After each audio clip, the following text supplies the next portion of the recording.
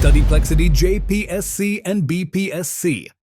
Hello all of you. I welcome you all to this brand new lecture on economics. हमें ये सीखना है कि जो गुड्स और सर्विस यानी वस्तु या सेवा किसी भी इकोनॉमी में प्रोड्यूस होता है वो डिसाइड करता है कि उस इकोनॉमी की प्रोडक्टिविटी कितनी है, और प्रोडक्टिविटी डिसाइड करेगी कि आप कितने बड़े अर्थव्यवस्था हैं या आपकी आर्थिक शक्ति कितनी है। आप जितना प्रोडक्टिव हैं इसका मतलब आप उतने ज़्यादा इकोनॉमिकली पावरफुल हो सकते हैं। जब प्रोडक्टिविटी की बात आती है तो सबसे ज़रूरी है कि उस प्रोडक्टिविटी का आंकलन कैसे किया जाए, how to measure that productivity. अगर आप वस्तु या सेवाओं का उत्पाद कर रहे हैं तो ये ज़रूरी हो जाता है कि हम ये भी ध्यान रखें कि कितना उत्पाद हो रहा है, पूरे उत्पाद का मूल्य क्या है, उसके साथ साथ पिछले वर्ष के मुकाबले हम कैसा परफॉर्म कर रहे हैं, पिछले तिमाही या पिछला क्वार्टर हमारे लिए कैसा रहा। ये सब हम सीखेंगे इस क्लास में। इस क्लास का टाइटल है मेजरिंग इकोनॉमिक ग्रोथ, या इसे नेशनल इनकम अकाउंटिंग भी कहते हैं। मान लेते हैं कि कोई ऐसी अर्थव्यवस्था है, कोई ऐसी इकोनॉमी है जहां पे एक गुड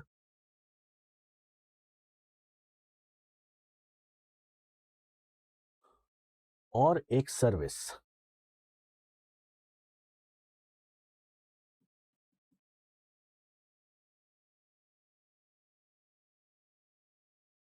प्रोड्यूस होता है। एक गुड और एक सर्विस प्रोड्यूस होता है तो हम क्या कहेंगे कि उस इकोनॉमी की प्रोडक्टिविटी क्या है। That economy produces one good and one service. ठीक, अब प्रोडक्टिविटी तय करेगी कि इस इकोनॉमी का साइज क्या है इन टर्म्स ऑफ वैल्यू। तो इस गुड की कीमत, मान लेते हैं भारतीय अर्थव्यवस्था की बात हो रही है और भारत में सिर्फ एक गुड और एक सर्विस का प्रोडक्शन होता है। हम इसे 100 रुपए का गुड और 150 रुपए की सर्विस। तो हम ये कह सकते हैं कि भारत की जो प्रोडक्टिविटी है वो पैसे के टर्म्स में, इन terms of its monetary value, is 250 rupees, which is 100 plus 250, 100 plus 150, that makes it 250। अब ये जो ग्रोथ है और ये जो वैल्यू है ये ग्रो कर रहा है कि नहीं, ये देखने के लिए हमें किसी दो पॉइंट ऑफ टाइम में कंपेयर करना पड़ेगा। तो अगर दो पॉइंट ऑफ टाइम में हमने कंपेयर किया, मान लेते हैं मैंने आज जनवरी के महीने में कंपेयर किया, इससे दिसंबर के महीने में हमने कितना गुड कितना सर्विस प्रोड्यूस किया, तो उससे हमें मिलेगा कि इकोनॉमी ग्रो कर रही है कि नहीं। अगर हो सकता है दिसंबर से हम नीचे आ गए तो हम क्या कहेंगे, हम नेगेटिव टेरिटरी, डी ग्रोथ है। तो इन सारी चीज़ों की चर्चा इस क्लास में करेंगे। वहाँ जाने के पहले हम कुछ मेट्रिक्स का इस्तेमाल करेंगे, कुछ मापदंड का इस्तेमाल करेंगे जो हमें बताएगा कि हमारी इकोनॉमी में प्रोडक्टिविटी कितनी है। क्या करेंगे हम, we will use some matrix.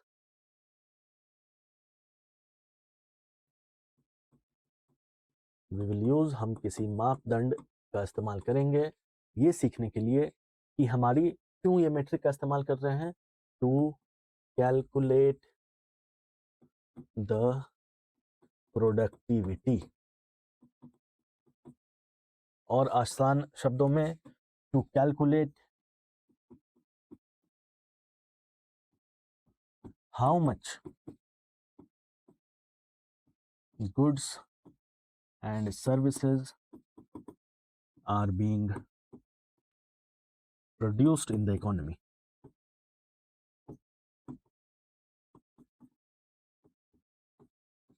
How much goods and services are produced in the economy, इस चीज को हम we will convert this into monetary terms.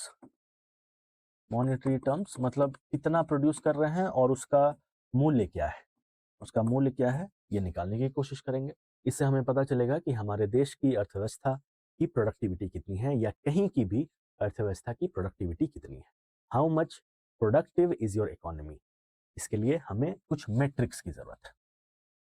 जो सबसे प्रख्यात, जो सबसे विख्यात, the most popular metric that we use to calculate the productivity of an economy, listen to me very carefully. The most popular metric that we use or other countries use to measure the productivity of a country, किसी देश या किसी अर्थव्यवस्था की उत्पादन क्षमता को major करने का जो सबसे ज़रूरी, सबसे अहम मापदंड है, वो है जीडीपी, ग्रॉस डोमेस्टिक प्रोडक्ट या सकल घरेलू उत्पाद। तो हमें क्या समझ आया कि कौन से मेट्रिक के बारे में हम पढ़ने वाले हैं? हम पढ़ने वाले हैं ग्रॉस डोमेस्टिक प्रोडक्ट के बारे में। Gross domestic product.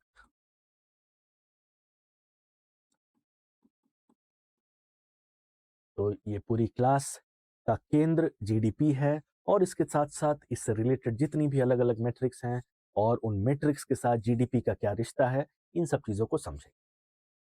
बात शुरू हुई प्रोडक्शन से या उत्पादन से। उत्पादन के लिए हमें चाहिए उत्पादन के स्रोत। तो उत्पादन के स्रोत या फैक्टर्स ऑफ प्रोडक्शन, जिसे हम उत्पादन के कारक भी कहते हैं, वो क्या क्या है? बात शुरू हुई प्रोडक्शन से। प्रोडक्शन से हम गए प्रोडक्टिविटी पे और प्रोडक्टिविटी को मेजर करने के लिए, कोई मापने के लिए हमने इस्तेमाल किया जीडीपी का। इन सब चीज़ों को अगले कुछ मिनटों में हम देखेंगे। उसके पहले हम ये देख लें कि प्रोडक्टिविटी के लिए हमें कौन कौन से फैक्टर्स की ज़रूरत पड़ती है, हमें उत्पादन के लिए कौन कौन से कारकों की ज़रूरत पड़ती है। What are the factors of production which are pushing the productivity. तो कौन कौन से कारण हैं जिसकी वजह से उत्पादन बढ़ता है। तो जो पहला टॉपिक है इस पूरे चैप्टर में, वो है फैक्टर्स ऑफ प्रोडक्शन या उत्पादन के कारक।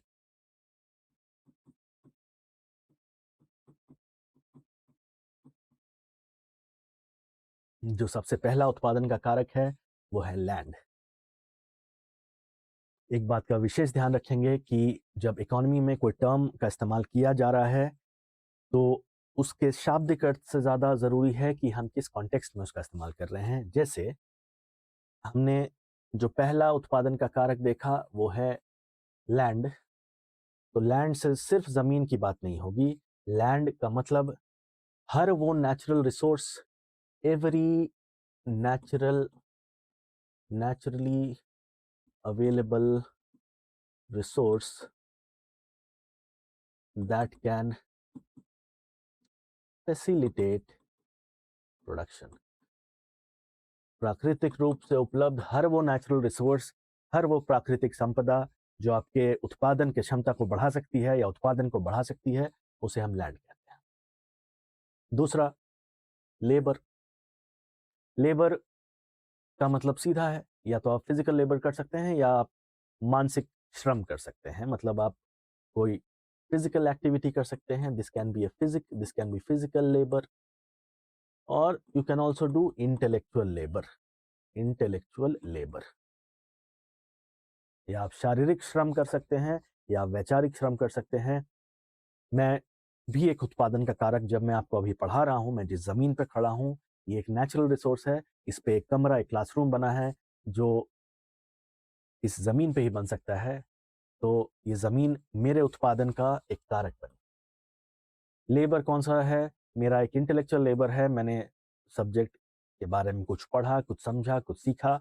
अब मैं उस इंटेलेक्चुअल लेबर का इस्तेमाल कर आपको एक सर्विस प्रोड्यूस कर रहा हूँ। तो कौन सा लेबर है ये? यह है intellectual. This is intellectual labour. What is capital? Capital can be anything that is man made and can be used to produce future benefits. Future, जैसे ये एक बोर्ड है, ये तो प्राकृतिक नहीं है, ये मैन मेड है। This is a man made thing which is adding to the production of this service which I am giving you. तो ये बोर्ड, ये लाइट, सामने रखा कैमरा, सामने बैठे ये रखे फर्नीचर्स, ये सब क्या है? These are all part of capital. Capital capital क्या है? हर वो चीज़ जो फाइनल प्रोडक्ट बनाने में मदद करती है और ज़्यादातर मैनमेड है, उसे हम कैपिटल कहते हैं। फिजिकल कैपिटल हो सकता है, ह्यूमन कैपिटल हो सकता है, इंफ्रास्ट्रक्चरल कैपिटल हो सकता है, अलग अलग तरीके के कैपिटल हो। ये digital infrastructure is a capital.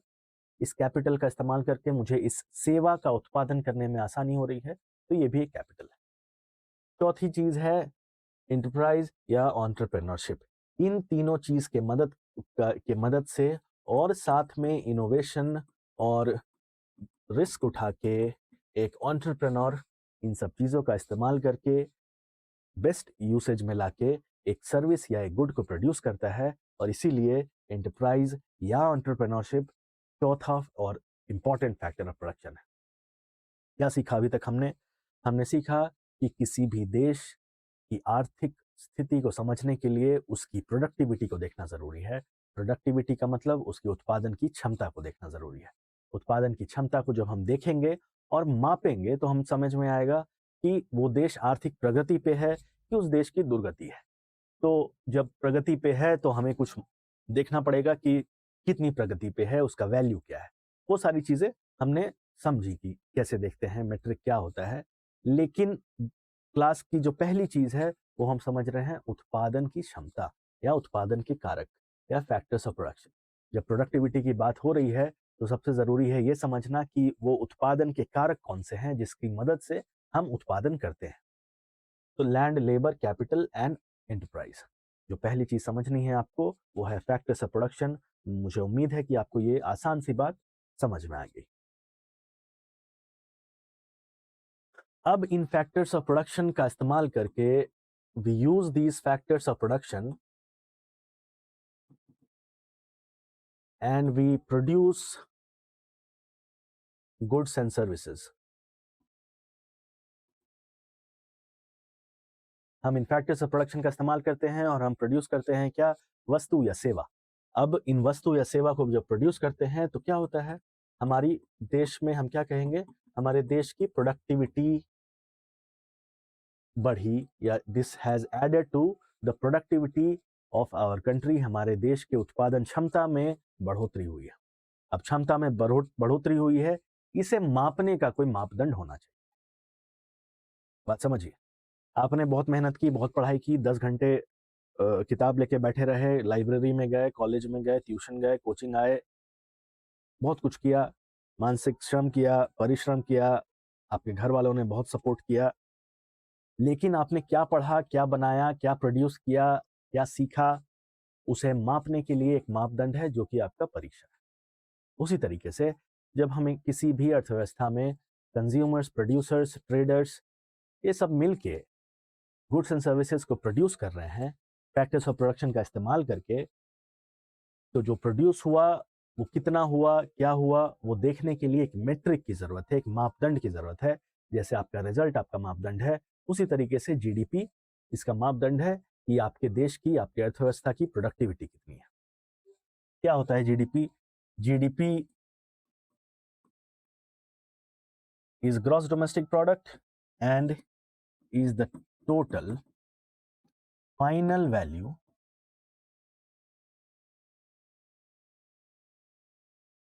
of all the goods and services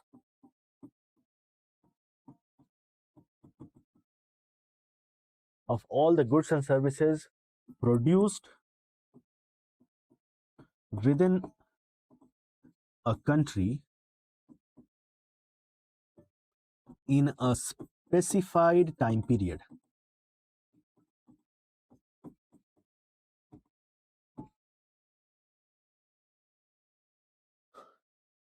In a specified time period. ये है आपकी GDP. The total final value of all the goods and services which are produced within the country in a specified time period. अब जब एक एक word को dissect करेंगे, एक एक वर्ड को तोड़ के समझेंगे कि आखिर लेखक कहना क्या चाहता है। टोटल फाइनल वैल्यू, टोटल करना है किसको? Final values, final values. तो फाइनल वैल्यूज अगर स्पेसिफिकली लिखा हुआ है, इसका मतलब क्या है कि आप इंटरमीडिएट वैल्यूज को यूज नहीं कर सकते। मतलब एक गुड बना, गाड़ी, एक कार बनाया, एक कार मैन्युफैक्चरिंग कंपनी ने, उस कार, वो कार उसका फाइनल प्रोडक्ट है। Car is the final product, final good. Intermediate good भी बहुत सारे हैं, स्टील है, रबर है, लेदर है, एटसेट्रा। ये सारे क्या है? Intermediate goods.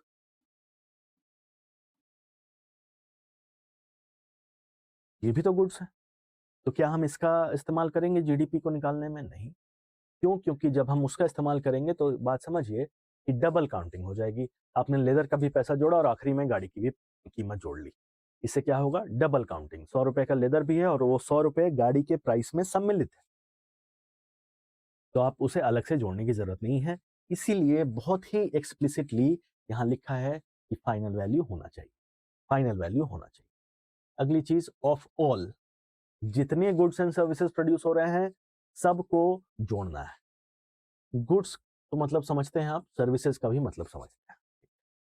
उसके बाद produced with in the boundaries of a country, produce हो रहे हैं with in a country. With in a country का मतलब है कि अगर मैं भारत की बात करूं तो भारत के ज्योग्राफिकल बाउंड्रीज के अंदर ही प्रोड्यूस होना चाहिए। ऐसा नहीं कि आप बाहर से कुछ लेके आ रहे हैं और आपने उसको इस जीडीपी में ऐड कर दिया।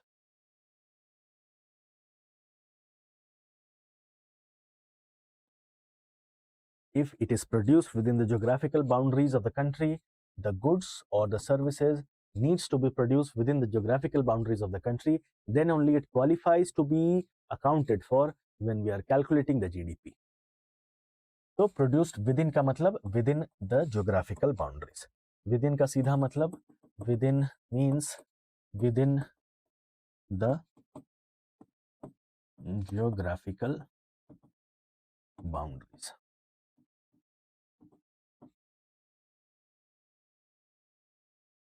अब इन अ स्पेसिफाइड टाइम पीरियड, तो एक टाइम पीरियड होना चाहिए कि इस महीने या इस तिमाही में, तिमाही 3 months और 3 months makes a quarter, and we will know what a quarter is in terms of economics. Financial year में क्वार्टर का क्या मतलब है वो अभी हम सीखेंगे।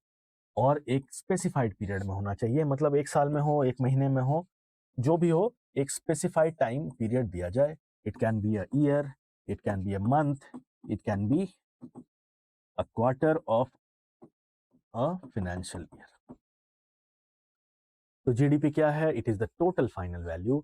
आपने प्रोडक्शन किया, इसका इस्तेमाल करके फैक्टर्स ऑफ प्रोडक्शन का, जब फैक्टर्स ऑफ प्रोडक्शन का इस्तेमाल करके आपने गुड्स और सर्विसेज, वस्तु और सेवाएं बनाई, तो सबको बाजार में लाया, सबका मूल्य जो फाइनल मूल्य है, इंटरमीडिएट नहीं, फाइनल मूल्य, फाइनल मूल्य को सबको जोड़ा और देखा कि आपका टोटल वैल्यू कितना है। वही टोटल वैल्यू आपको जीडीपी देगा। अगर आप एक महीने में ये चीजें देख रहे हैं तो मंथली जीडीपी, अगर आप एक क्वार्टर में देख रहे हैं तो क्वार्टरली जीडीपी, अगर आप पूरे साल में देख रहे हैं तो ईयरली जीडीपी। मुझे उम्मीद है कि आप ये बात समझ पा रहे हैं। हम इस पे थोड़ी और चर्चा कर सकते हैं। जैसे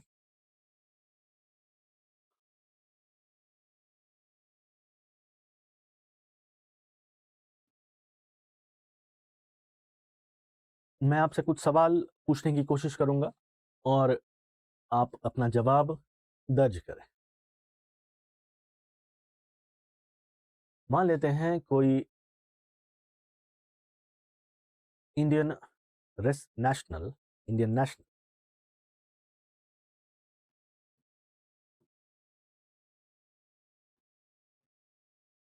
प्रियंका चोपड़ा एक अभिनेत्री हैं, वो विदेशी फिल्मों में काम करती हैं। तो वो विदेशी फिल्मों में काम करने गई और उनकी जो फीस थी वो उनको पे किया गया। क्या इसे हम जीडीपी में ऐड करेंगे? Whether that amount, that service that she is offering, the I mean the role that she has taken in that movie, उसने मूवी में एक रोल किया, एक कोई विदेशी फिल्म में एक रोल किया और उस रोल के बदले उनको पैसे मिले, उनको उनकी फीस मिली। उन्होंने एक सर्विस ऑफर किया और उसके बदले उनको एक फीस मिली। मान लेते हैं वो फीस थी $1 मिलियन। $1 मिलियन, क्या उस $1 मिलियन को हम जीडीपी में लिखेंगे? जवाब है नहीं। Why? Because this service has been produced outside the boundaries of the country, outside the country. अब मान लेते हैं कि एक विदेशी अभिनेत्री हैं और वो किसी हिंदी मूवी में काम करती है। She works in a Hindi movie and she gets paid. तो मान लेते हैं इन्हें 1 करोड़ रुपए मिले। क्या वो 1 करोड़ मैं जीडीपी में लिखूंगा? क्या वो 1 करोड़ मैं जीडीपी में लिखूंगा? जवाब है हाँ। क्यों जवाब है हाँ? क्योंकि the service that she is offering is with in the boundaries of this country, और इसी वजह से मैं इसे जीडीपी में इंक्लूड कर रहा हूं। और कुछ एग्जांपल्स देखते हैं।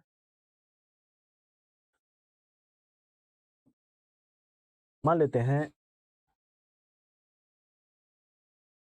कि टाटा ने जैगुआर लैंड रोवर खरीदी और हर वर्ष यूके में, यूनाइटेड किंगडम में, वो 10,000 गाड़ियां बनाती है और उससे वो पैसे कमाती है। They produce goods, Jaguar land rover.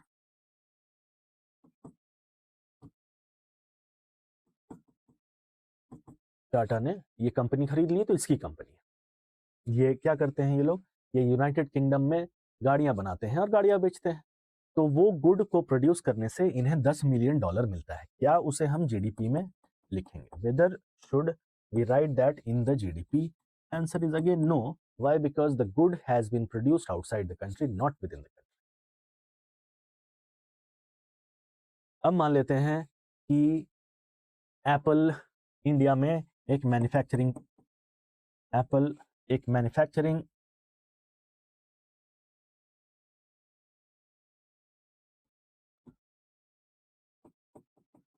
Apple अपने आईफोन्स इंडिया में बनाता है।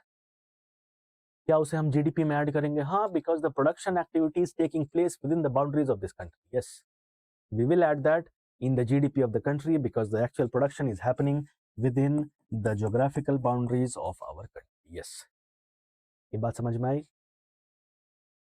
तो इन सब के बाद मैं लिखूंगा कि GDP is a geographical concept, क्योंकि आपकी ज्योग्राफी, आपके बाउंड्रीज तय करते हैं कि किसी उत्पाद को, किसी उत्पादन की प्रक्रिया को हम जीडीपी में सम्मिलित कर सकते हैं कि नहीं। Whether we can include that particular production process और दैट पर्टिकुलर गुड और service within the GDP of the country और not, that is solely decided by the geography of the country. And that is why GDP एक ऐसा concept है जो कि geography पे dependent है, which is dependent on geography. मुझे उम्मीद है कि फैक्टर्स ऑफ प्रोडक्शन समझने के बाद आपको जीडीपी और इसका मतलब समझ में आया होगा। कोई भी आप एग्जांपल, और Rahat Fateh Ali Khan is a Pakistani singer, he comes to India, he offers a service, he holds a concert in Mumbai and generates money. Service के बदले पैसे कमाए, पैसे मिले। That service has been generated, has been produced within the boundaries. Yes, we will include that into the GDP of the country. Coldplay comes into India, organizes a concert, and they charge money for it. They give a service and they charge money for it. The service is produced within the boundaries of the country. Yes, we are adding that to the GDP. So on and so forth. I mean, ONGC Videsh is a oil exploring company.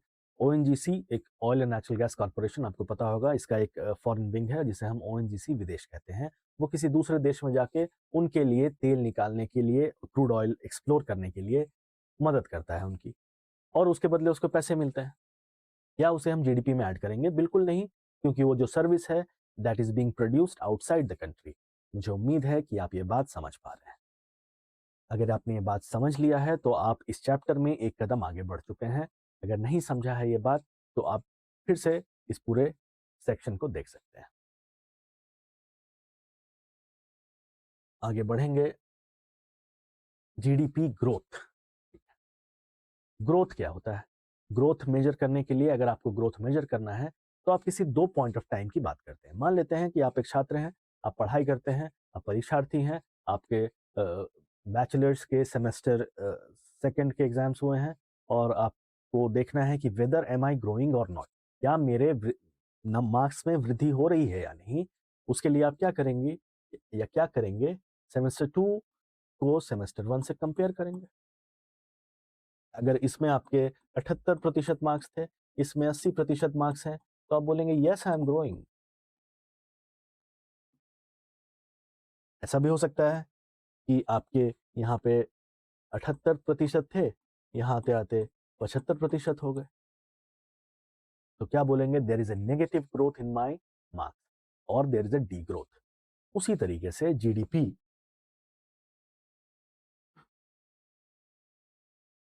उसी तरीके से GDP क्या है, जितनी भी वस्तु या सेवाएं आपके भौगोलिक क्षेत्र के अंदर हो रही हैं, आपके भौगोलिक बाउंड्रीज के अंदर हो रही हैं, उन सब का कुल जमा आप जीडीपी कहते हैं उसे। अब जीडीपी बढ़ रहा है या नहीं, उसके लिए हमारे पास क्या है, जीडीपी का ग्रोथ। तो हम किसी दो पॉइंट पे देख लेते हैं। मान लेते हैं अभी जनवरी का महीना है और आप दिसंबर से कैलकुलेट करना चाहते हैं, तो दिसंबर में कितने गुड्स, कितनी सर्विसेज प्रोड्यूस हुई हमारे देश के बाउंड्रीज के अंदर, सबको जोड़ लें। मान लेते हैं रुपए आए कुछ, उसके बाद जनवरी में देख लें कि कितने गुड्स और कितनी सर्विसेज प्रोड्यूस हुई, और इसका भी रुपए देख लेंगे। अगर इसमें वृद्धि हुई है तो हम क्या कहेंगे, ग्रोथ। हो सकता है नीचे चला गया तो कहेंगे डी ग्रोथ या नेगेटिव ग्रोथ। अब मुझे उम्मीद है कि आप ये बात समझ गए, बहुत आसान सी चीज़ है। इसके बाद एक चीज़ है जिसे हम ग्रोथ रेट कहते हैं। ग्रोथ रेट, ग्रोथ का दर क्या है, आपकी वृद्धि का दर क्या है, growth rate. Growth rate is nothing but growth expressed in percentage. Growth expressed in percentages. Growth expressed in percentage. अगर उसी ग्रोथ को आप परसेंटेज टर्म्स में एक्सप्रेस कर दें तो उसे हम ग्रोथ रेट कहते हैं। मान लेते हैं मेरे पास 10 रुपए, मार्क्स की बात करते हैं। मान लेते हैं मेरे 90 नंबर आए मैथ्स में मेरे फर्स्ट सेमेस्टर में, और अगली बार मेरे सेकेंड सेमेस्टर में मेरे 95 नंबर आए। कितने का ग्रोथ है, 5 marks. This is the growth.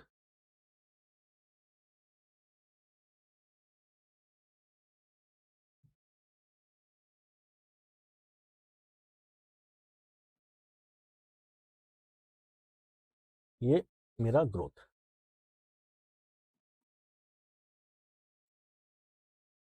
अब ग्रोथ रेट क्या है, what is my growth rate. तो ग्रोथ रेट को निकालने के लिए हम एक छोटा सा मैथ, छोटे से गणित का इस्तेमाल करेंगे। ग्रोथ रेट को निकालने के लिए जो आपका एब्सोल्यूट ग्रोथ है divide by the base into 100। Growth कितने का है, 5 नंबर का।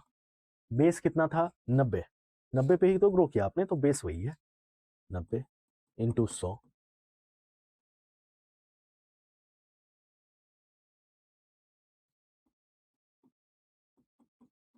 growth rate 5.5%.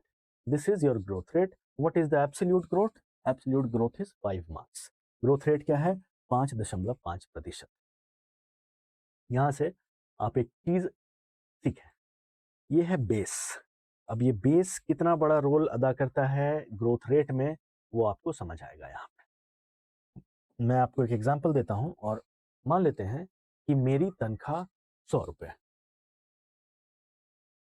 और मुझे बोला गया कि आपको 10% का इंक्रीमेंट मिल रहा है।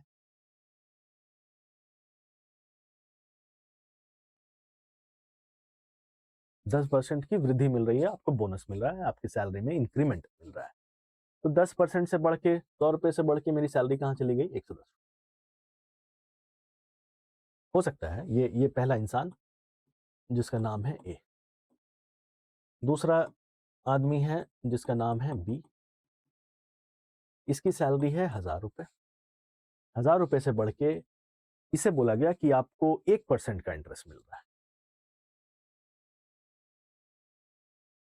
इसको भी बोला गया कि आपको 10% इंक्रीमेंट मिला।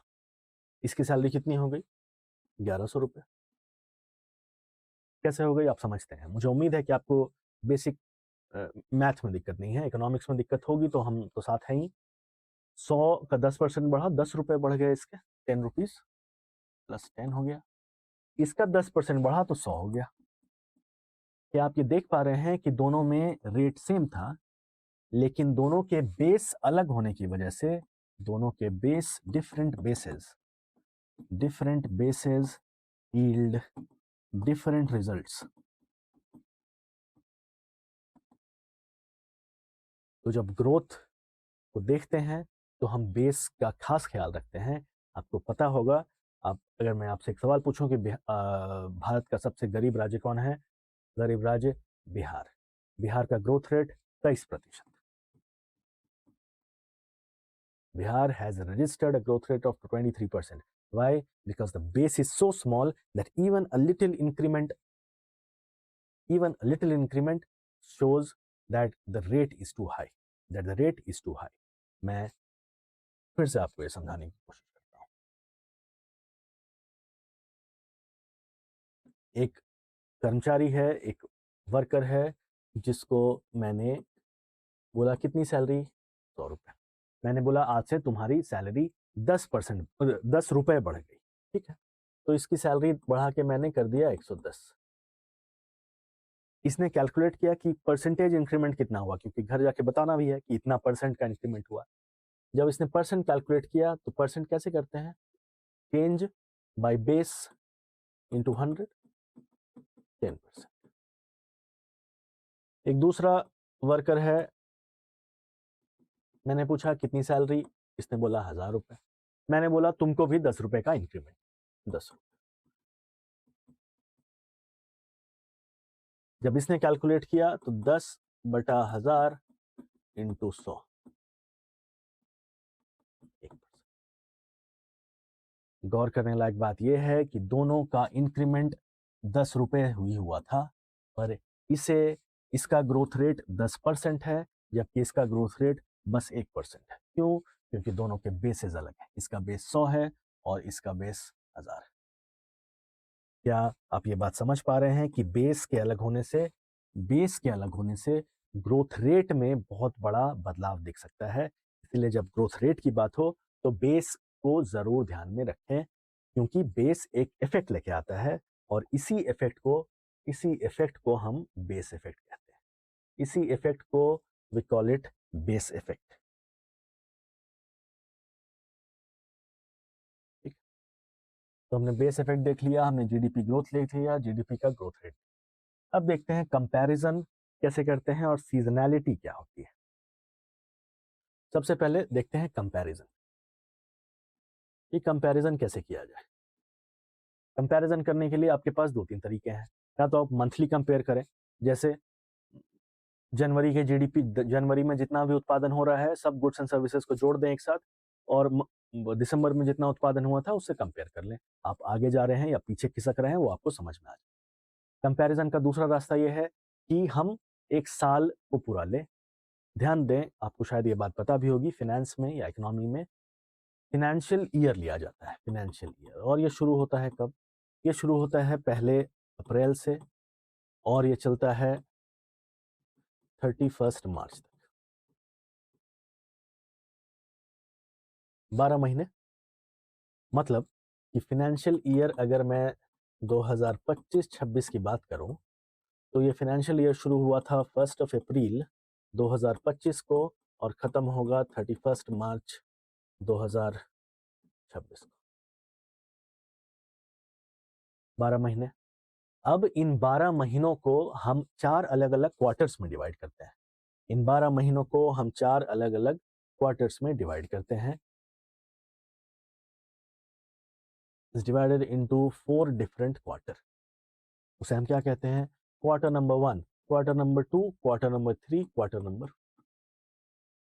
क्वार्टर नंबर 1 में कौन से महीने हैं? पहले 3 महीने, अप्रैल, मई और जून। क्वार्टर नंबर 2 में जुलाई, अगस्त एंड सितंबर। क्वार्टर नंबर 3 में अक्टूबर, नवंबर, दिसंबर। क्वार्टर नंबर 4 में जनवरी, फरवरी, मार्च। तो आप क्वार्टरली कंपैरिजन भी कर सकते हैं, मतलब क्वार्टर नंबर 4 को क्वार्टर नंबर 3 से कंपेयर कर लिया, ठीक है, या पूरे पूरे साल को कंपेयर कर लिया। तो हमने अभी तक क्या देखा कि 2-3 तरीके हैं कंपेयर करने के। या तो मंथ में कंपेयर करें, मंथली, कि दिसंबर और जनवरी, या quarterly, quarter number 3 and quarter number 4, या ईयरली, फाइनेंशियल ईयर 2024-25 को फाइनेंशियल ईयर 2025-26। लेकिन इन तीनों में एक समस्या है। समस्या क्या है? समस्या है सीजनैलिटी की। समस्या है कि हम जैसे जैसे सीजन्स चेंज होते हैं, जैसे जैसे महीने चेंज होते हैं, खासकर हमारे देश में जहाँ पे अलग अलग क्लाइमेटिक कंडीशंस हैं, अलग अलग सीजन्स हैं, मल्टीपल सीजन्स हैं। अभी बहुत ठंड है, अचानक से मार्च अप्रैल में बहुत गर्मी हो जाएगी, फिर मानसून आ जाएगा, बारिश होने लगेगी। तो हर सीजन में, with every season that approaches, the nature of goods and services which are produced changes. With every season, the nature and quantity of goods and services produced changes. जैसे जैसे सीजन बदलते हैं, वैसे वैसे जो नेचर है goods and services का और जो क्वांटिटी है गुड्स एंड, मानिए अभी आप बाजार में आम नहीं है, बाजार में आइसक्रीम्स नहीं है, बाजार में कोल्ड ड्रिंक नहीं है, बाजार लोग वाटर पार्क नहीं जा रहे हैं, इतनी ठंड में कौन जाएगा वाटर? जैसे जैसे गर्मी आएंगी, वूलन गारमेंट्स का मार्केट नीचे चला जाएगा। गर्मियों में कोई हॉट कॉफी पीना पसंद नहीं करेगा आमतौर पे। बारिश आएगी तो अम्ब्रेलाज बिकने लगेंगे, रेन कोट्स बिकने लगेंगे, अलग तरीके की सब्जियां आ जाएंगी। तो अब जैसे जैसे सीजन में बदलाव आता है, वैसे वैसे nature and quantity of goods and services, nature and quantity of goods and services changes, and this is known as seasonality. इसे ही हम सीजनैलिटी कहते हैं। और इस सीजनैलिटी की वजह से अगर आप Q3 को Q4 से कंपेयर करें, या दिसंबर को जनवरी से कंपेयर करें, या इस पूरे साल को इस पूरे साल से कंपेयर करें, तो भी थोड़ा सा बदलाव आ जाता है, क्योंकि nature of goods and services हर बदलते साल के साथ चेंज होता है। ठीक। तो सबसे अच्छा तरीका क्या है हमारे लिए? हमारे लिए तरीका जो सबसे अच्छा है वो है पॉइंट टू पॉइंट कंपैरिजन। हम कैसे कंपेयर करना चाहेंगे? हम कंपेयर करेंगे point two point. Point two point, point two point comparison का मतलब क्या? इस साल के एक किसी क्वार्टर को अगर कंपेयर करना है, मान लेते हैं Q3 को कंपेयर करना है, जो महीने अभी खत्म हुए, अक्टूबर, नवंबर, दिसंबर, हमें देखना है कि फाइनेंशियल ईयर 25-26 के क्वार्टर नंबर 3 में हमारे जीडीपी में क्या ग्रोथ हुआ या डी ग्रोथ हुआ, बढ़ा या घटा। तो देखने के लिए हम इसी क्वार्टर को लेंगे, Q3 को ही लेंगे, लेकिन पिछले साल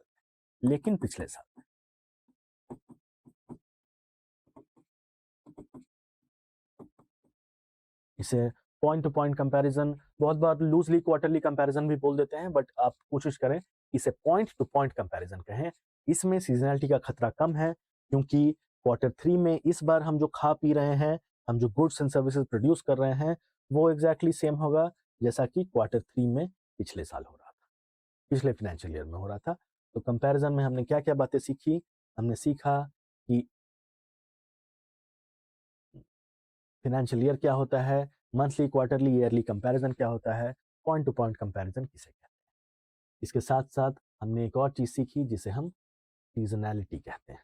इसके साथ साथ हमने ये सीखा कि what is seasonality. Seasonality is the phenomena or the occurrence of different qualities, quantities and nature of goods and services with every passing season। Her passing season के साथ जो नेचर और quantity of goods and services है वो बदल जाते हैं।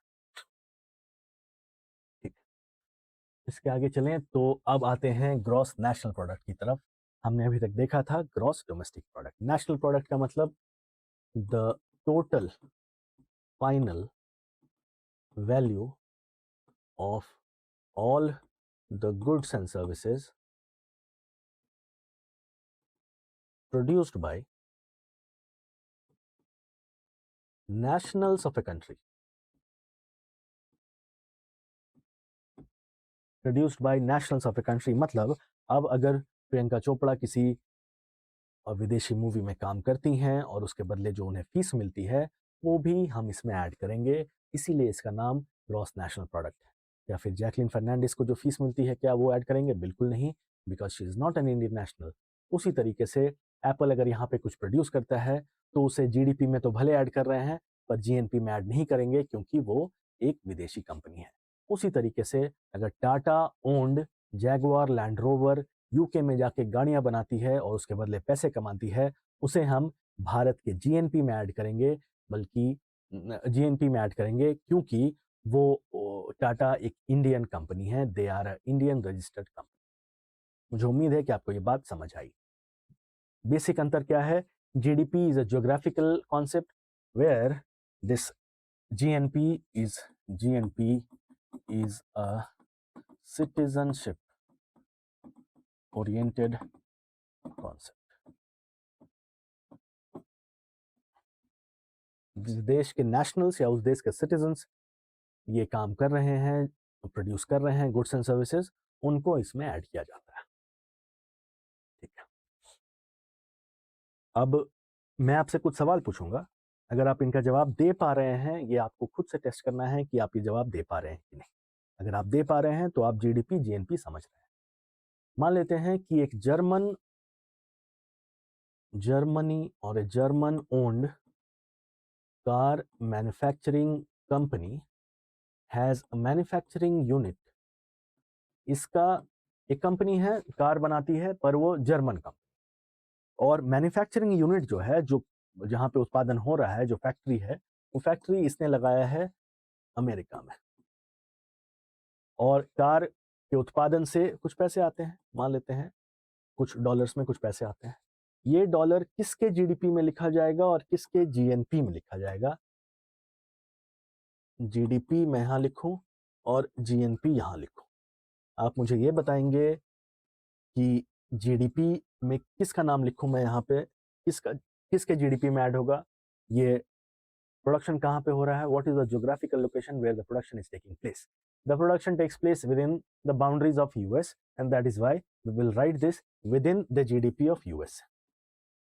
GNP कौन है मालिक इसका? एक जर्मन है, तो किसके जीएनपी में ऐड होगा? ये जर्मनी के जीएनपी में ऐड होगा। मुझे उम्मीद है कि इस इलस्ट्रेशन से आपके जीएनपी और जीडीपी की समस्या थोड़ी आसान हो गई होगी और समझने में और ज्यादा मदद मिली होगी आपको। ठीक, जीडीपी एंड जीएनपी क्या प्रेफर करेंगे आप? पहले मुझे ये बताएं, कौन सा मेट्रिक, कौन सा आंकड़ा आप चाहते हैं कि बेहतर दिखे, जीडीपी या जीएनपी?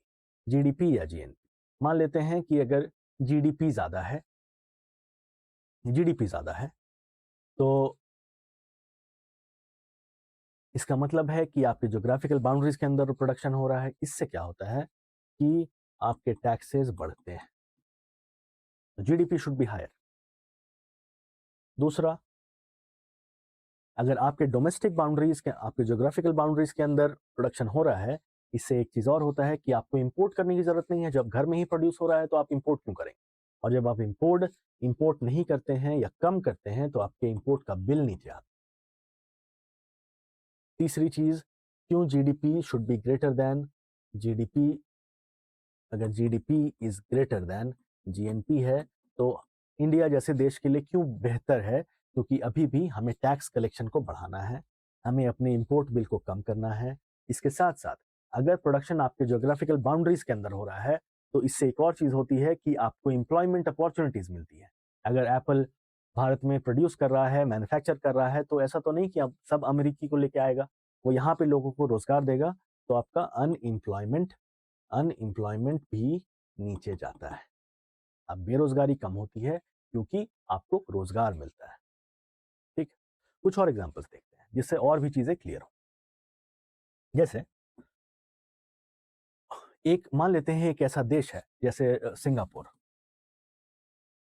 बहुत छोटा सा देश, और वहाँ पे बहुत रियायतें हैं। अगर आप वहाँ जाके बिजनेस करना चाहें तो बहुत आसानी से आप जा सकते हैं, रेगुलेशंस कम है। तो बहुत सारे ऐसे देश हैं जो कि सिंगापुर में शिफ्ट कर जाते हैं और अपना काम करते हैं।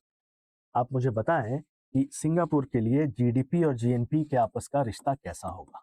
जीडीपी और जीएनपी के आपस का रिश्ता कैसा होगा? क्योंकि बहुत सारी विदेशी कंपनियां सिंगापुर में जा रही हैं, रह रही हैं, अपना प्रोडक्शन यूनिट लगा रही हैं, अपने कॉर्पोरेट ऑफिसेज लगा रही हैं, तो जाहिर बात है कि सिंगापुर का GDP would be greater.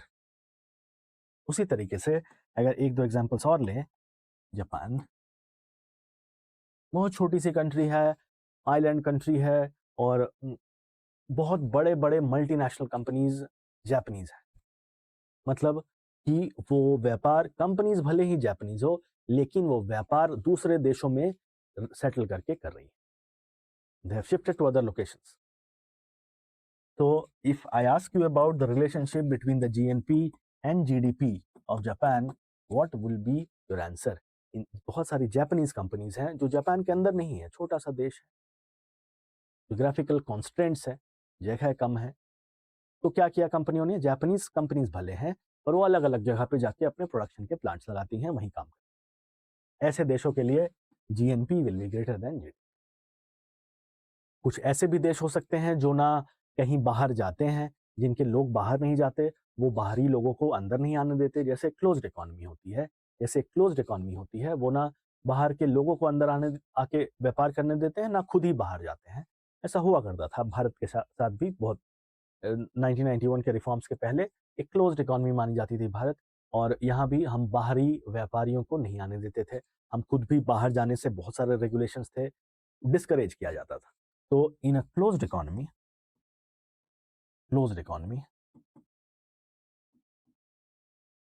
what will be the relationship between GNP and GDP? Economy closed है, बंद इकोनॉमी, बंद अर्थव्यवस्था है। मतलब ना कोई जा रहा है ना कोई आ रहा है। इसका मतलब जो प्रोडक्शन कर रहा हूँ मैं ही कर रहा हूँ, मतलब मैं और मेरे साथी, मेरे भारतीय, my own fellow countryman, they are doing whatever is being done. No foreigner is coming in. Is any Indian going out? No, it is, they are not going, because it's a closed economy. अगर ऐसा situation है तो GNP और GDP बराबर हो जाता है। GNP और जीडीपी बराबर हो जाता है। मुझे उम्मीद है कि आपको ये बात समझ में आई है। इसके साथ साथ हम एक चीज और देखते हैं। हम चाहते हैं जीडीपी और जीएनपी में एक रिश्ता स्थापित करना। We want to establish a relationship between GDP and GNP.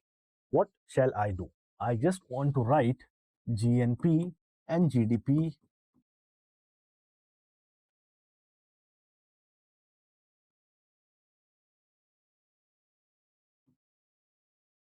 GDP के अंदर कौन सी चीजें घुसी हुई हैं? जीडीपी के अंदर वो सारी चीजें घुसी हुई हैं जो बाहरी लोग भारत में रह के कर रहे हैं।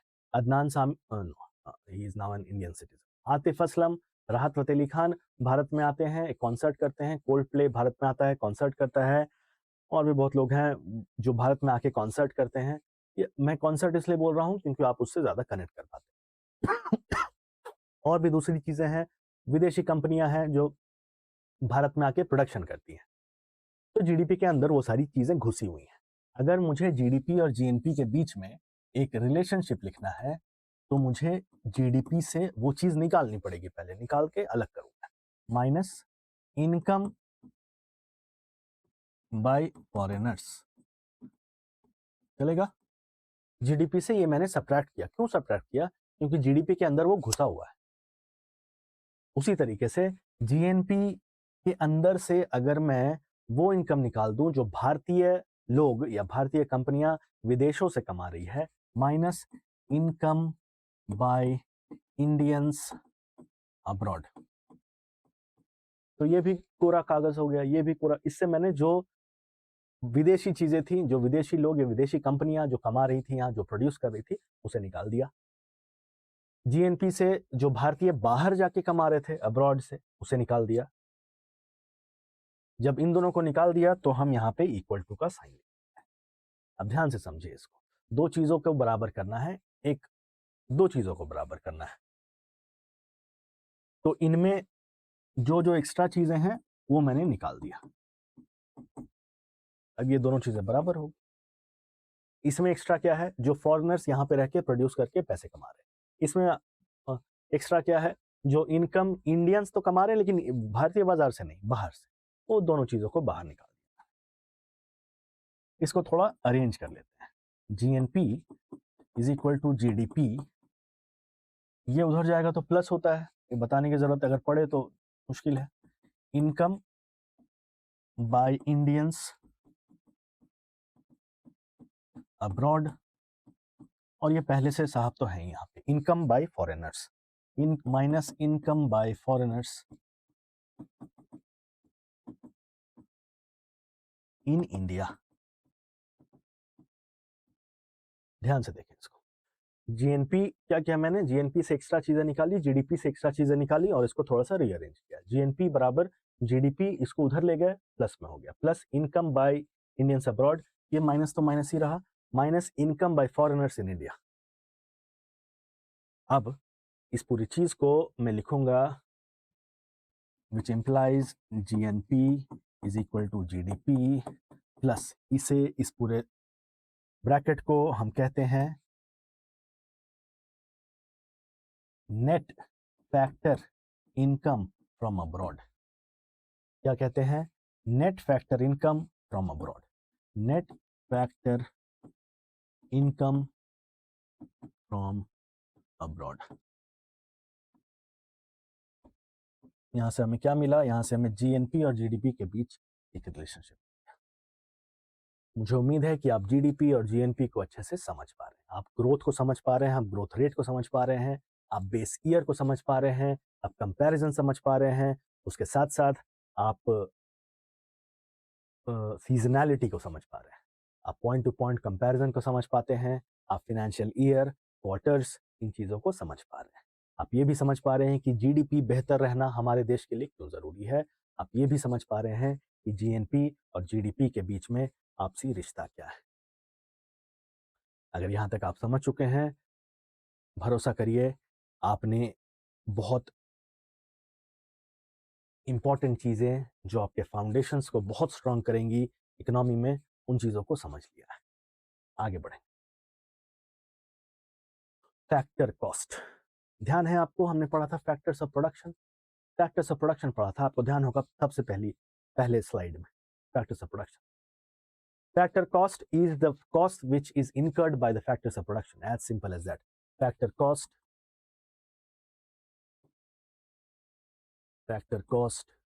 is the cost incurred by factors of production.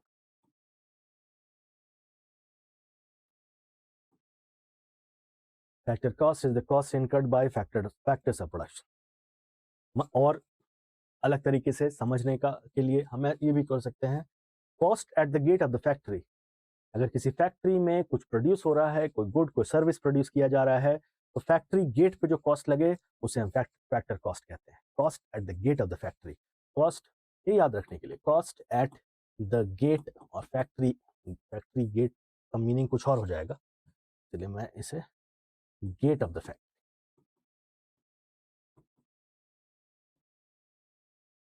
Factor cost.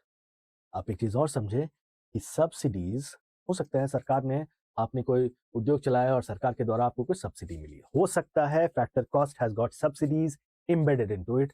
Factor cost may have subsidies, ये बात ध्यान रखेंगे, may have subsidies embedded into it, उसके अंदर सब्सिडीज हो, ये जरूरी हो सकता है कि उसके अंदर सब्सिडीज हो।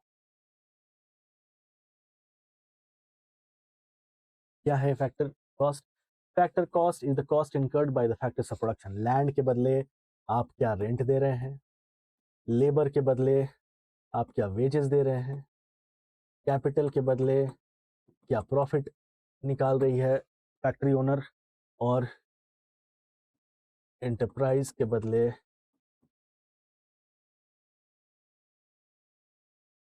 क्या डिविडेंड ले रही है। इन सब को जोड़ दें, और हो सकता है सरकार ने कोई सब्सिडी दी हो, उस सब्सिडी को उससे हटा दें, तो हमें फैक्टर कॉस्ट मिलता है,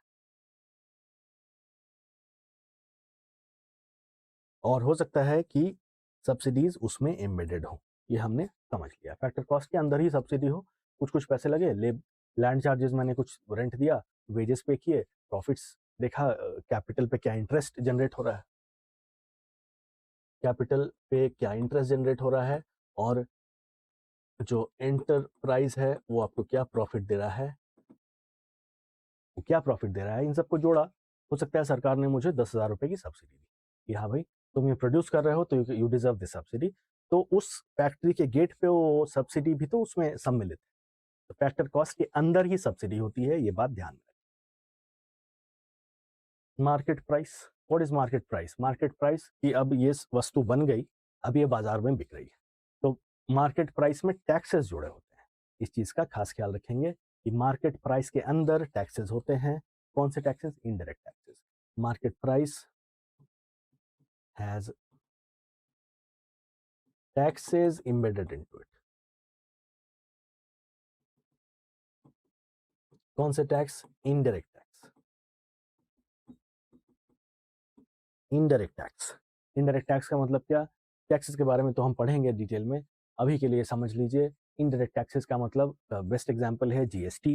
इनडायरेक्ट टैक्सेस का मतलब कि जिस पे लाइबिलिटी है वो पे नहीं कर रहा है, he passes on the liability to someone else. मतलब दुकानदार की लाइबिलिटी है कि अगर तुमने ये सामान बेचा तो तुम्हें सरकार को 18% जीएसटी देना है, लाइबिलिटी उसके ऊपर है, लेकिन वो चार्ज किससे करेगा? आपसे, क्योंकि आप एंड कंज्यूमर है।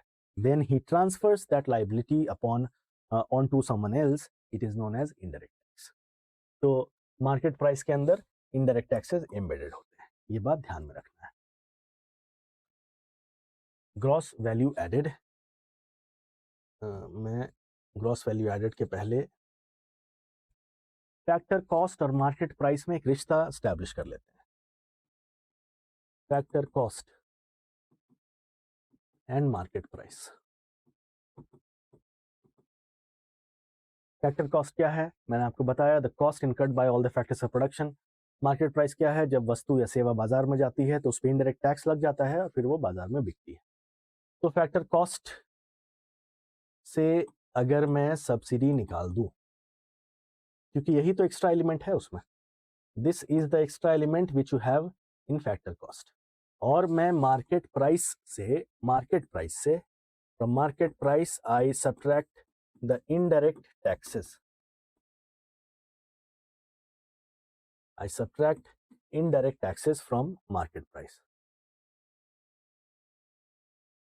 जो चीज प्रोड्यूस हुई, ये चीज मैंने प्रोड्यूस की, इसके लिए मैंने फैक्ट्री सेटअप की, लैंड के बदले रेंट दिया, वर्कर्स को वेजेस दिए, कैपिटल लगा, उस पर मैंने इंटरेस्ट दिया, जो एंटरप्राइज है, जो मैंने रिस्क लिया है उसके लिए प्रॉफिट रखा, सबको जोड़ के कुछ कीमत आई उसकी 100 रुपए। सरकार ने बोला कि production linked incentive, PLI scheme के तहत अगर आप इलेक्ट्रॉनिक्स मैन्युफैक्चरर हैं, अगर आप इलेक्ट्रॉनिक्स उत्पादक हैं, तो आपको हम 10% का सब्सिडी देते हैं। 100 रुपए की चीज थी, 10% की सब्सिडी मिल गई, 90 रुपए की हो गई वो। ठीक, 90 रुपए की तो हो गई। अब वो बाजार में गई, बाजार में बिकी, जब जैसे ही बिकी हो उस पर एक टैक्स लग गया। मैं चाहता हूं फैक्टर कॉस्ट और मार्केट प्राइस के बीच में एक रिलेशनशिप स्टैब्लिश करना, तो मैं क्या करूंगा, उन दोनों में जो एक्सटर्नल आइटम्स हैं, उन दोनों चीजों में जो एक्सटर्नल आइटम्स हैं उनको पहले सब्ट्रैक्ट करूंगा। इसमें जो एक्सटर्नल इंटरवेंशन है उसको सब्ट्रैक्ट किया, मुझे मिला फैक्टर कॉस्ट माइनस सब्सिडी बराबर market price minus indirect taxes. मैं इसे ऐसा लिख सकता हूं कि factor cost is equal to market price, subsidy को इधर लाते हैं, plus subsidy minus indirect taxes, minus indirect taxes. ये रिलेशनशिप आप याद रखेंगे, ये रिलेशनशिप फैक्टर कॉस्ट बराबर market price plus subsidy minus indirect taxes, अगर आपने याद रखा तो आपकी जिंदगी थोड़ी आसान हो जाएगी इस सब्जेक्ट। अब आप जो चाहें कर सकते हैं इस फॉर्मूले के साथ। अगर मैं लिखना चाहूं जीडीपी एट फैक्टर कॉस्ट, तो मैं ऐसा लिख सकता हूं, GDP at market price plus subsidy minus indirect tax. अगर मैं लिखना चाहूं जीएनपी एट फैक्टर कॉस्ट, तो मैं लिख सकता हूं GNP eight market price plus subsidy minus indirect taxes. बस इस बेसिक फॉर्मूला का इस्तेमाल करके मैंने दो और फॉर्मूले लिख दिए। अगर आप ये फॉर्मूला समझते हैं फिर आपके लिए जिंदगी आसान है। एक चीज और समझेंगे यहाँ पे कि जीडीपी एट फैक्टर कॉस्ट ये एक बहुत इंपॉर्टेंट मेट्रिक है। एट फैक्टर कॉस्ट आप जो प्रोड्यूस कर रहे हैं उसके हिसाब से आपकी जीडीपी कितनी है। मार्केट में तो आप आए और आपने 18% का जीएसटी लगा दिया, इस वजह से गुड का या सर्विस का प्राइस बढ़ गया, तो हो सकता है कि आपकी जीडीपी बढ़ी दिखे। तो ज्यादा अच्छा मेट्रिक क्या है कि हम जीडीपी फैक्टर कॉस्ट पे देखें, और GDP at factor cost is nothing but gross value added. Gross value added, gross value added.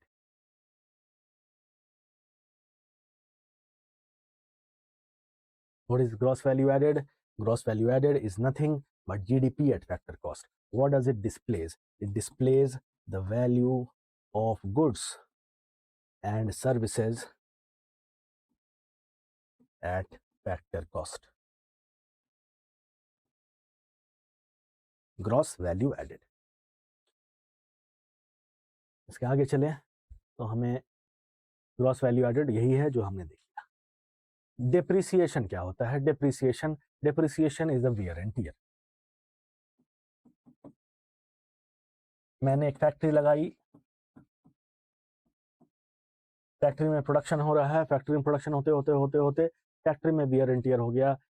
ईंट की भट्टी थी वो खराब हो गई, एक फर्नेस था वो खराब हो गया, गेट टूट गया, रिप्लेसमेंट की ज़रूरत है, रंग की ज़रूरत है, रिपेयर की ज़रूरत है, उसे हम डेप्रिसिएशन। हो सकता है ये फैक्ट्री 100 रुपये कमा रही हो, 100 रुपये कमा रही हो, मतलब इस फैक्ट्री की जीडीपी कितनी है? 100 रुपये। लेकिन in the process of production it has depreciated. what depreciated? It has undergone wear and tear. Because of this wear and tear which is also the depreciation, हो सकता है wear and tear को repair कराने में मुझे 10 रुपए का नुकसान हो गया। तो इस wear and tear को जब मैंने इससे घटा दिया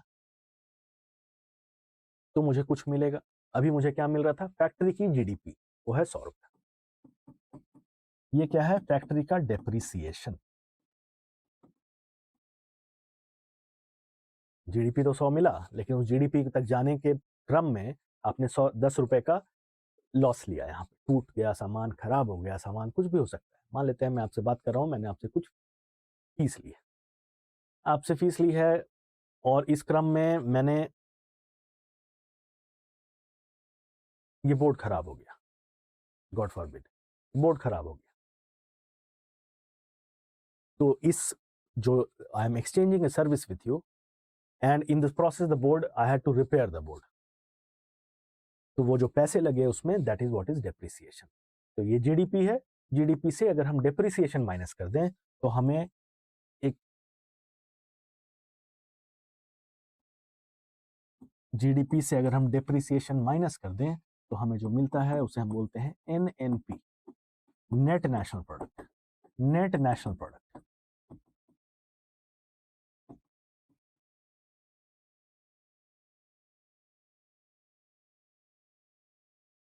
what is net national product?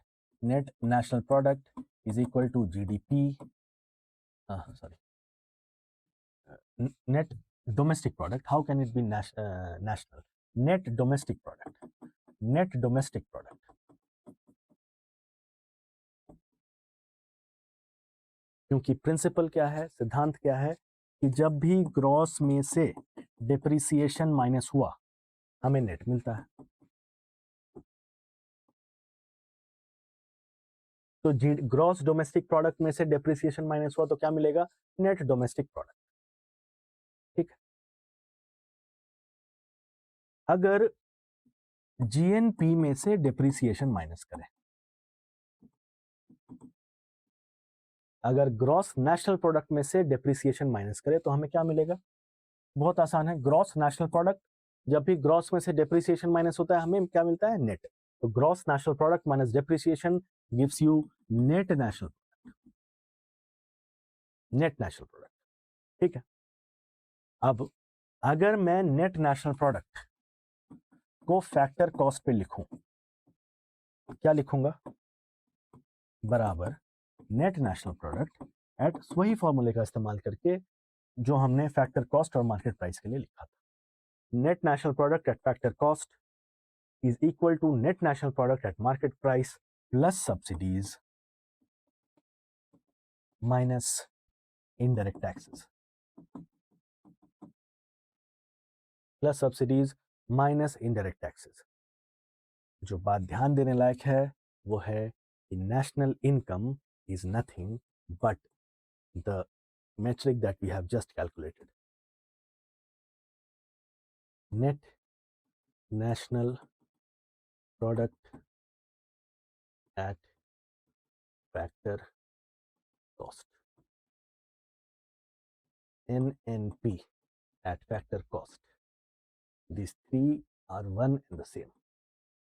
ये तीनों चीजें एक, net national product at factor cost is nothing but national income.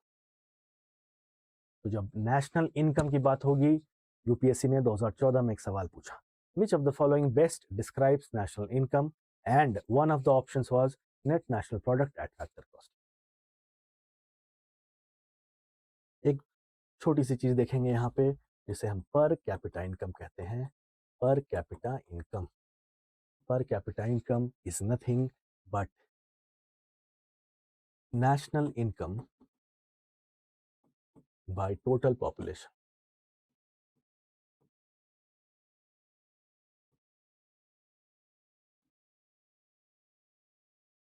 या हम इसे ऐसे भी लिख सकते हैं, NNP at factor cost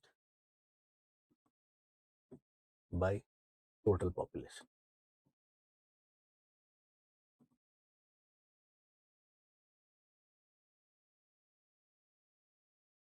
national income by total population, या नेशनल इनकम के जगह पे क्या लिख दिया मैंने, net national product at factor cost. Net national क्यों, क्योंकि नेट का मतलब आप समझते हैं, नेट मतलब ग्रॉस में से डेप्रिसिएशन माइनस किया हुआ है।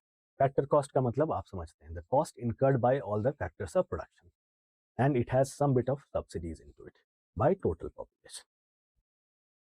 Per capita income.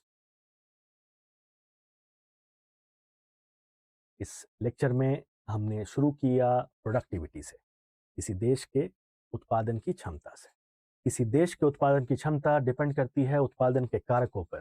Productivity of a country depends upon the factors of production which are 4: land, labour, capital and entrepreneurship. ये 4 फैक्टर्स ऑफ प्रोडक्शन हैं जो आपको मदद करती है उत्पादन करने में। जब आप उत्पादन करते हैं तो आप अच्छा कर रहे हैं या बुरा कर रहे हैं ये जानने के लिए आपको किसी न किसी मापदंड की ज़रूरत है, किसी न किसी मेट्रिक की ज़रूरत है। उस मेट्रिक की तलाश में हमने जीडीपी पढ़ा, उस मेट्रिक की तलाश में हमने जीएनपी पढ़ा। दोनों क्या-क्या चीज़ें हैं, एक ज्योग्राफिकल है, एक नेशनल सिटीजनशिप बेस्ड है। Factor cost, market price, GDP, GDP का growth, comparison, seasonality, base effect, GNP और जीडीपी के बीच का रिश्ता। उसके साथ साथ हमने डेप्रिसिएशन पढ़ा। डेप्रिसिएशन को जब ग्रॉस से निकाल दिया जाए तो ग्रॉस नेट में तब्दील हो जाता है। Gross minus depreciation is equal to net. Net national product तक हम बात समझ गए। नेशनल इनकम देखा हमने, नेशनल इनकम क्या होता है, net national product at factor cost. Per capita income क्या होता है, national income by total population. National income by total population या net national product at factor cost by total population. Factor cost और market price के बीच का रिश्ता भी हम समझ चुके हैं। ये क्लास आपके लिए मैक्रो इकोनॉमिक्स के फाउंडेशन के लिए बहुत इंपॉर्टेंट है, इसीलिए आराम से देखें, कॉपी और पेन लेके बैठें, चीज़ों को नोट करते रहें और अगले लेक्चर में इसके आगे बढ़ेंगे हम लोग। धन्यवाद।